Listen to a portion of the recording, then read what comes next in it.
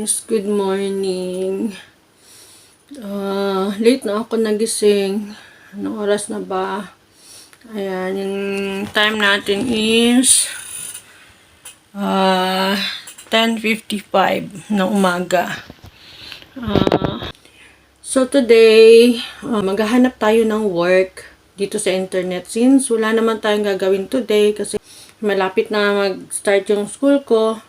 Mga tatapusan, ganun. So, hanap tayo ng trabaho para may panggastos tayo. Tignan natin yung mga website na pwedeng pasukan natin ng work. So, tara, samahan niyo ako. Tambay tayo dito sa sa computer. Ako sa inyo kung saan ako naghahanap ng mga trabaho. Actually, nung mga nakaraang araw, nakapag-send na ako ng mga application ko. Naganap na ako. Kung gusto ko mag-work sa childcare, dapat may mga certificate ako na yung mga hinahanap nila na certificate. Katulad ng graduate ka ng Certificate 3 and Diploma in Early Childhood Education in Care, or at least nag-aaral ka ng ganyang course. At saka yung WWCC, Working with Children Check, ano pa ba? CPR Certificate, Asthma Certificate, saka yung Anaphylaxis Training Certificate. So, tama naman. Kailangan naman talaga ng mga childcare provider yung mga ganong certificate, yung mga ganong training, para at least kung may mga emergency, alam nila yung gagawin nila. Hindi na sila magpapanik kasi, di ba? Wala silang alam tungkol doon. So, tama naman. Sana ganyan din sa Philippines, yung mga nag-handle ng mga bata. May mga ganitong training, di ba? Kasi masyadong importante ito. Makakatulong talaga ito sa mga bata in case of emergency.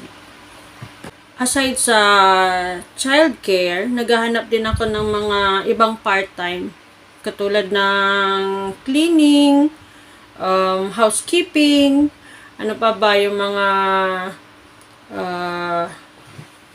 dry cleaning, yun, mga laundry staff, kitchen staff, yung mga ganon. Mga part-time kasi, diba? So, yun, tara, punta tayo sa website. Tingnan natin yung mga pwede nating hanapan ng work. So, isa sa mga tinitingnan ko, itong Seek. Yan. Ayan guys, isa pa to sa mga website na tinitingnan ko, yung Indeed, Jora, kjora.com. Ayan. Hi guys, good morning. So today, January 6, 11:30 or 12 na ata ng tanghali.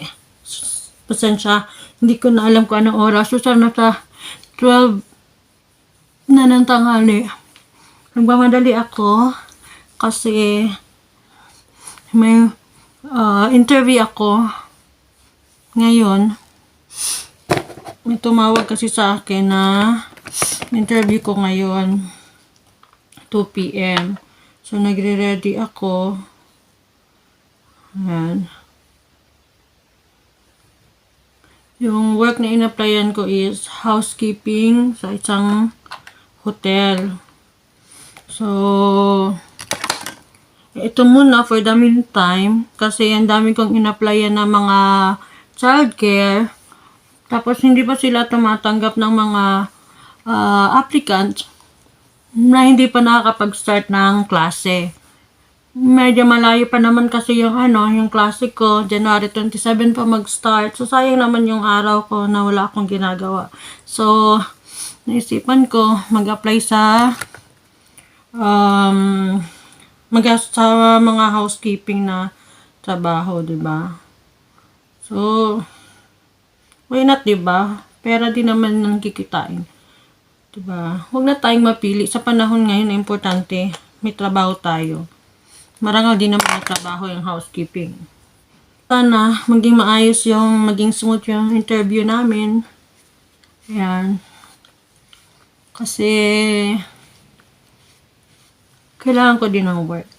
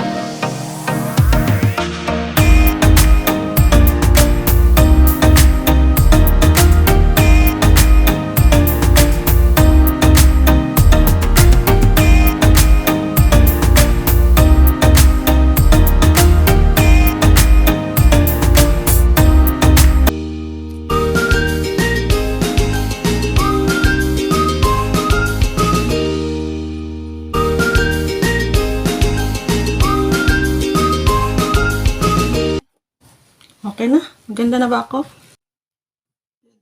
Hair ko, huwag niyang pansinin. Yan, yan. Yan, okay lang ba?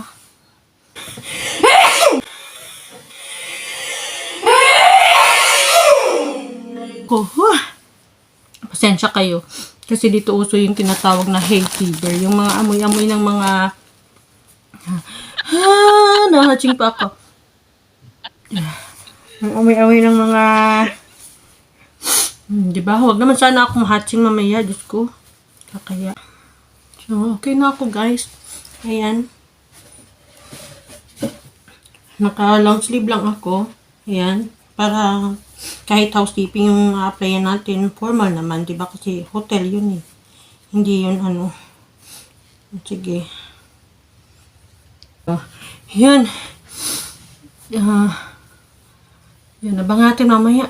Paalis na ako guys. Kita tayo mamaya. At balitaan ko kayo kung anong nangyari sa interview ko ha. See you, bye-bye. Later. Update lang sa in-applyan kong work. Diba, nung nakaraan, nagkaroon ako ng interview. So, okay naman yung interview. Maayos naman yung naging usapan namin. Dapat nga, magsisimula na ako nung Monday, last Monday. Kaya lang, akala ko magiging madali kasi nga, meron akong vaccine certificate galing ng Pilipinas. Kasi sa hotel kasi ako mag-work, housekeeping. Yun muna. Kasi mahirap din na, wala pa rin ako mga training certificates na nakuha kasi hindi pa ako nakapag-start ng klase ko. So, gusto ko sana mag-apply sa mga childcare, kaya lang yung hinahanap nila kadalasan yung nakapag-start na ng klase nila. So, sa akin kasi, sa 27 pa, so hindi ko muna pinursu yung paghahanap ko ng trabaho sa childcare. So, for the meantime, kung ano muna yung mga available na trabaho na pwede kong pasukin yung ina-applyan ko. So, yun na nga, ang sinubukan ko yung housekeeping sa hotel. Tapos, okay na sana yun. Dito, pasok na sana. Kaya lang, nagka-problema ako sa vaccine certificate ko. Akala ko, super dali lang ng magiging problema ko sa vaccine certificate ko. Kasi nga, nakatatlong vaccine ako. Kaya lang, nung kailangan pala siyang i-convert into international kasi hindi siya recognized dito sa Australia. So, ginawa namin kasi sabi nung nag-interview sa akin, punta lang daw kami sa pharmacy at doon daw i-convert. Diba? Mga 10 to 15 minutes lang. So, nag-expect ako na ganun kadali. Nung nagpunta kami ng pharmacy, iniikot namin yung pharmacy lahat dito sa malapit sa amin. Walang gumagawa ng ganun. So, nagpunta kami doon sa Southland, doon sa may malapit lang din ng konti, pero doon may isang doon na pharmacy sa loob ng mall. Doon may isang doktor, yun tinulungan niya kami na tawag dito para ma-register yung yung vaccine ko. Kaya lang nung actually ang bait niya kasi siya, yung very helpful siya, ang dami niya information na binibigay sa amin kung paano gawin, ganon. Kaya lang tawag dito, wala akong record sa Medicare. Tapos, kailangan ng IHI number or Individual Health Identifier. So, wala ako nun kasi nga, di ba, bago pa lang ako dito. So, wala din akong idea na ganun pala ang process. Iba nakakapag, ng ulo, nakakapag kamot ng ulo kasi in-expect ko talaga madali lang. So, yun na nga. Sabi nung yung doktor doon sa pharmacy kasi sabi niya kailangan ko daw mag-enroll sa Medicare. So, sige, okay lang kasi inisip ko madali lang enroll na naman, 'di ba, enroll. So, nagpunta kami sa office, nagpunta kami doon, nag-inquire. Mabait naman yung mga tao doon. Kasi very very accommodating, friendly ganun. So, binigyan kami ng form. Sabi ng babae, after ko daw fill upan, isend ko daw sa email nila. So, may mga requirements din doon na kailangan na i-attach. So, yun. In-attach ko yung passport ko, tsaka yung visa ko. Yun. Tapos, tawag dito, sinend ko na. So, iniisip ko, baka madali lang ito kasi ano, 'di ba? Enroll lang, number lang kailangan. Kasi kailangan kasi ng IHI number or Medicare number para ma-register nung doktor doon sa ang tawag dito, parang AIR, Australian Immunization Register, ganon. Tapos, doon, madali na lang daw yun kapag may Medicare number ka na. Tapos, nung ni-research ko, nakita ko, Diyos ko, 3 to 4 weeks pa bago dumating. Yung work ko, gusto ko na mag-work talaga. Yung work ko, naghihintay na. Kasi pag na, yun lang yung problema ko, yung vaccine certificate. Kapag na okay na yun, automatic, i-send nila sa akin yung contract ko, then kinabukasan work na ako. So, lumipat na ang 1 week, Jai. Nag-follow up ako sa kanila kahapon. Ano ba ngayon? January 13. Kahapon. January 12. Tapos, yun, nag-follow up ako sa kanila. Sabi nila, kailangan daw nila ng additional requirements or documents. Proof of residency. Isa sa Pinas at isa dito. Okay. Naisip ko, bank statement or bank certificate. Kaya lang, sabi ko, meron ako noon. Kaya lang na, nung tinignan ko, may pa pala yun. Dapat pasok sa 6 months. So yun, tumawag ako sa bangko ko. Kaya lang guys, hindi nila ma-release kapag hindi ikaw personal nagpunta. Kapag nag-request ka naman na isend sa'yo dito sa Australia, kailangan mo magpadala ng pirma mo. Ipapadala mo through post office or courier. Diyos ko, 3 weeks kaya. Matagal kaya bago dumating. So, maghihintay na naman ako ng another 3 weeks.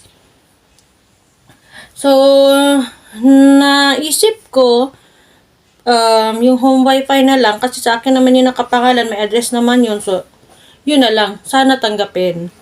Isa pa. Mayroon pa akong isang problema, guys. Kasi, yung may home loan kami sa Philippines. At sa mother ko yon. Tapos ako lang yung nagsisettle ng payment kasi ako yung may account sa Philippines. Si mother ko wala. Kailangan kong mag-mobile banking at mag-internet banking. Ang problema ko is itong bangko ko. Kasi nag-request ako sa kanila kasi nga yung, ewan ko ba, siguro dahil sa registration ng SIM, yung, tawag dito, yung roaming ko, yung dalawang SIM ko na sa Philippines, sabi ko, kailangan ko to i-roaming dito ka para magamit ko. Kasi nga na-connected sila sa mga bayarin ko doon sa Philippines. Nawala guys. Siguro 1 week lang. Walang connection, wala talaga. Kailangan yung mga OTP nandun sa number ko. So, nag-request ako ng change ng contact number. Yung contact number ko dito sa Australia. Kaya lang, nag-send ako sa kanila ng passport copy ko. May konting doon. Tawag dito, hindi naman erase. Nagkamali lang ako ng pirma. Kasi yung letter J ko, small letter J, pag pirma mo pababa, pagbalik, hindi na siya straight. Medyo liko-liko siya. Kasi yung line, di ba, sa passport, super lang yung space. Yung kumbaga, kunting-kunti lang. Yung niya, yung parang mali niya. Ayaw tanggapin. Kasi daw, alteration daw yun. Tapos, naghintay pa naman ako ng ilang days. Tapos, nung nag-reply sila, wala rin. Yung bokya. Diba? Hindi rin na-process. So, ayun, nag-request na naman ako. Sabi ko, mag-send ako ng another ID na may pirma ko. So, sinend ko yung PRC ID ko. Ang problema ko naman, guys, may pirma nga iyon. Kaso, sa tagal ba naman doon sa wallet ko, medyo na-erase na siya ng kunti. So, yun, yung copy nung ID ko, in-scan ko, tapos nag-send din ako ng 3 copy ng pirma ko para makita nila sa cross finger lang na sana tanggapin nila yung ID ko na yun para magamit ko na yung mobile banking ko tsaka online banking. Kasi yung OTP nung sinisend nila sa akin, hindi ko talaga ma-receive kasi nga hindi umaandar o hindi nag-work yung roaming ko dito. Masyadong strict yung yung bangko natin. Actually, yung natin sa Philippines, dito kahit walang pirma-pirma o basta may ano ka lang, yung ID ka lang na isend sa kanila. Ang bilis ng process dito, guys. Kahit sa mga bangko, wala ka makikita mga security, wala ka makikita mga tao, kasi isang tap lang ng card nila, okay na agad. Diyos ko, sa atin, abutan na siguro ng 10 years bago ma-process yung mga application na pinapile natin, no? Sana lang, in few years time, maging, ano rin tayo, maging, ang tawag dito, yung mabilis yung process, 'di ba? Yung talagang technology yung tumatakbo na, 'di ba? Yung mabilisan lang. Hindi masyadong hassle, nakakaabala. So, 'yun. Hmm. 'Yun lang. Gusto ko ikwento sa inyo na parang nakaka-frustrate lang na kailangan mong maghintay ng matagal. Kaya sana lang next week makuha ko na yung vaccine certificate ko, ma-convert na para makapag-start na ako ng trabaho dun sa hotel. Kasi hinihintay naman nila ako na kapag nakuha ko yung vaccine certificate ko, anytime, pwede naman ako mag-start sa kanila. So, yun. Update ko ulit kayo. So, yun guys. Konting advice lang. Lalo na sa makatulad kong mga student visa din. Pagdating nyo dito, yung mga requirements nyo, asikasuhin nyo agad. Ako hindi ko alam, wala akong idea sa mga ganon. Kaya lumipas pa yung 2 weeks bago ko na laman na ganon pala. No? So, yun. Kung may vaccine certificate kayo, ipa-convert nyo na agad. Huwag nyo nang hintayin na ma-interview kayo ng mga ina-apply nyo bago nyo ma-convert. Wala rin kasi nakapagsabi sa akin dapat ganon. Niisip ko talaga na tinatanggap nila yung vaccine certificate natin. So, especially yung mga gusto magtrabaho sa hotel, ganon, sa mga childcare, hinahanapan, no? So, yung siguro, yung nag-interview sa akin, na sabi niya 10-15 minutes lang, madali lang ma-convert, kasi siguro yung mga nag-apply sa kanila, dito na COVID vaccine. So, madali sa kanila kasi yung record nila andito na. Isang sa akin, hindi dito, sa Philippines, di ba?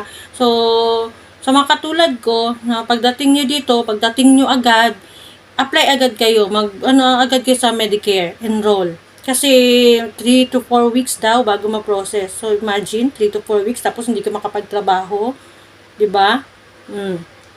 So 'yun. Isa 'yun sa i-process nyo. Pagkatapos nyo ma-process yung mga TFN, bank account, mga ganon, yun naman yung i-process nyo agad-agad. Meron pa pala, yung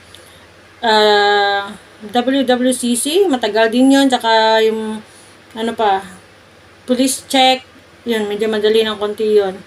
Ilang days lang din yun. So, yun, yung pinakamatagal, yung vaccine certificate. Kung gusto nyo talaga maka-work agad, pagdating nyo dito, kinabukasan, file agad kayo sa Medicare.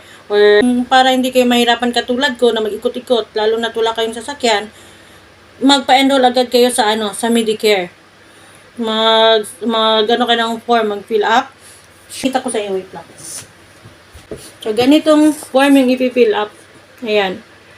Ganitong form. So, kapag na-fill up mo, kaunti lang naman yung mukhang makapal lang siya, pero kaunti lang yung masasagutan mo dyan. Ayan. Mga ilang, siguro, 4 or 5 pages lang yung masasagutan mo. Tapos, yung mga kailangan mong i-attach doon, i-send mo na din. Tapos, kung pwede, isama mo na rin yung proof of residence nyo. Mag-prepare na rin kayo kung ano pwede yung proof of residence dyan sa Philippines. Magpa-print na rin kayo para pagdating dito, hindi na sumakit yung ulo nyo tulad ko. So, yun lang. Update ko kayo ko. Sana may makuha kayo, may matutunan kayo dito sa mga pinagsasabi ko. Kahit yung, minsan yung pronunciation ko, pinagtatawanan ako ng anak ko kasi ang tigas daw ng dila ko. Ganun talaga. Diba? Proud Bisaya ito eh. Proud Bisdak. So, yun. So, kung nagustuhan nyo po yung video na to, paki-like, subscribe na din, at saka click nyo yung notification bell para ma-update kayo sa mga susunod ko pa na video. So, see you! Babush!